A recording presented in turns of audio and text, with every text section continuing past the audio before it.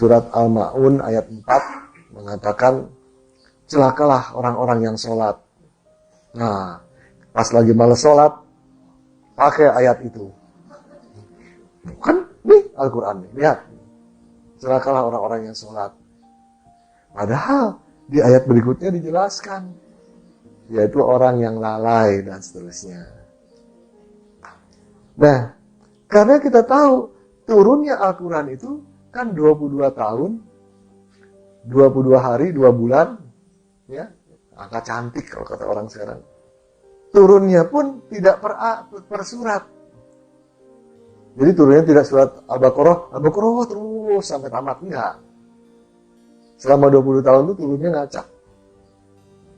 Karena mau menjelaskan kepada manusia, kasus ini pakailah ayat yang ini, kasus ini pakai ayat yang ini, dan seterusnya. Karena itu, tidak semua ayat-ayat Al-Quran itu dijelaskan berurutan seperti ayat Al-Ma'un ayat 4 tadi, 4 dan 5. Tetapi banyak ayat-ayat yang ada di Al-Baqarah dijelaskan, mungkin nanti ya di surat Qasas gitu. Macam-macam. Contoh, di dalam surat Mudatsir ayat 31 disampaikan bahwa Allah berfirman yang maknanya, Allah menyesatkan siapa saja menurut kehendaknya dan memberi hidayah kepada siapa saja yang dikehendakinya.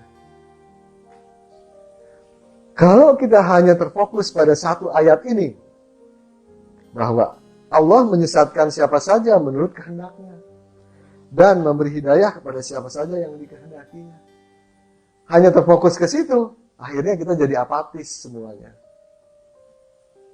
Ngapainlah kita usaha, ngapain kita pengajian, kalau kita tidak terpilih orang yang diberi hidayah, nggak bakalan ngerti. Gitu ya. Ngapainlah kita berjuang melawan nafsu, kalau kita termasuk orang yang disesatkan Allah, pasti sesat. Gitu ya. Itu melihatnya satu ayat. Tapi kalau dilihat ayat Al-Quran secara keseluruhan, tentu kesimpulannya tidak seperti itu. Allah menyesatkan siapa saja menurut kehendaknya dan memberi hidayah kepada siapa saja yang dikehendakinya.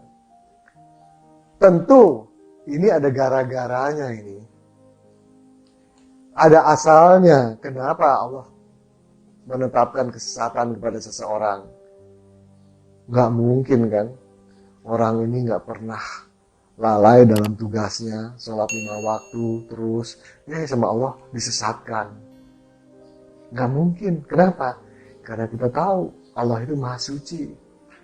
Gak mungkin Allah berbuat seperti itu. Begitu juga, gak mungkin, ya. Untuk tahun ini yang diberi hidayah hanya orang Indonesia. Yang lain tidak, kan gak mungkin seperti itu. Allah akan memberi hidayah kepada siapa yang dikehendakinya. Ini ada asal muasalnya tentunya, ada gara-garanya, yaitu orang-orang yang memang berusaha untuk mencapai dia. Kenapa? Karena kita tahu sifatnya. Allah itu punya sifat menunggu. Kalau kita datang sambil berjalan, dia datang ke kita berlari. Kalau kita menjauh, Allah juga menjauh. Itu sifatnya. Nah, kalau pemahaman kita menyeluruh, ya, nggak terjebak kita dalam satu ayat. Kita melihatnya secara keseluruhan.